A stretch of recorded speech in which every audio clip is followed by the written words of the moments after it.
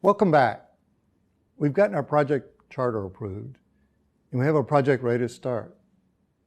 The next step is to start developing the project plan. The project management plan is the document that describes how the project will be executed, monitored, and controlled. It contains the elements shown here. Each of these plans is typically developed independently by different groups on the project. Each function develops their own plan. On smaller projects, they may be combined into a single document and done by fewer people. However, each plan should have its own section as a minimum. Over the course of this specialization, we have or will address each of these elements. For now, it's enough to know that as the project manager, it's your role to set out the high-level parameters for each plan and to coordinate and integrate them into a consistent overall project management plan. Additional elements of the project management plan you may want to consider include the executive summary. The executive summary gives the reader an overview of the key elements of each plan and the scope of the project. An execution approach. The execution approach document is a good place for the project manager to lay out his or her strategy for the project. This is where you can outline how you want to approach each of the plan elements and the key parts of your management plan. One trick I use in integrating the overall project management plan is to prepare a draft of these two sections in advance of the rest of the plan. This allows you as a project manager to convey your thoughts on how the project should be executed to the rest of your team in written form. It gives them a template to use in preparing the remainder of the more detailed plans. This is particularly more relevant on larger projects where the project management plan can get very large. Finally, you may want to include a change management plan. On some projects, the change management plan is separate from the other plans. If you expect change management to be a big issue, this is usually a good approach.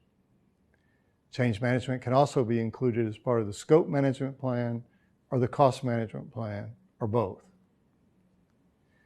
Setting up the project management plan is a key element in setting up, planning, directing, and controlling the project.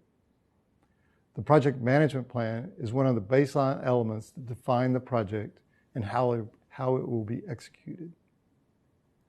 We talked earlier about the iron triangle of scope, schedule, and cost that define the project parameters to such an extent that if one element changes, then one or more of the other elements must also change.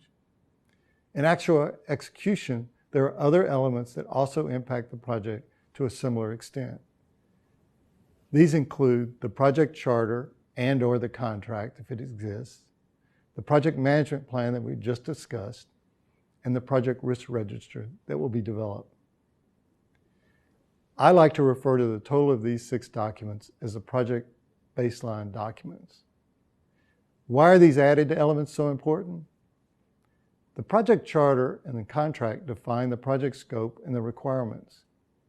Any change in one of these documents is essentially a change in the scope and should be treated as such.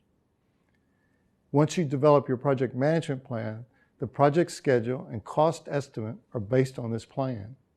Any change to the plan should be treated as a potential change to the cost and schedule, perhaps even the scope. Finally, the risk register is key because it defines the risk and mitigation plans for the project. If the risk profile changes significantly, then we can expect corresponding changes in scope, schedule, or cost. So why add these extra elements to our watch list if they all result in changes to the scope, schedule, and cost?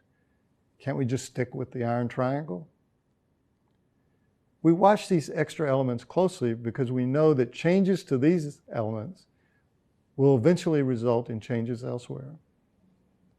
A good project manager will use these types of changes as an early warning system and take steps to mitigate their impact before the changes to the scope, schedule, and cost appear. A good project manager assists his team in achieving the project deliverables and objectives.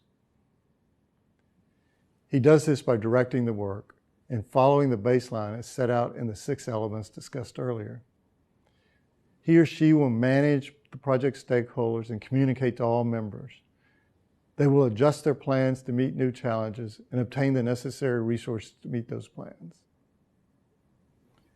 Good project managers train their staff and work with them to enhance their performance individually and also as a team. Planning and directing a project is challenging work. It is a key to driving the work to a successful conclusion. The next step, and the subject of the next lesson, is controlling and monitoring the work.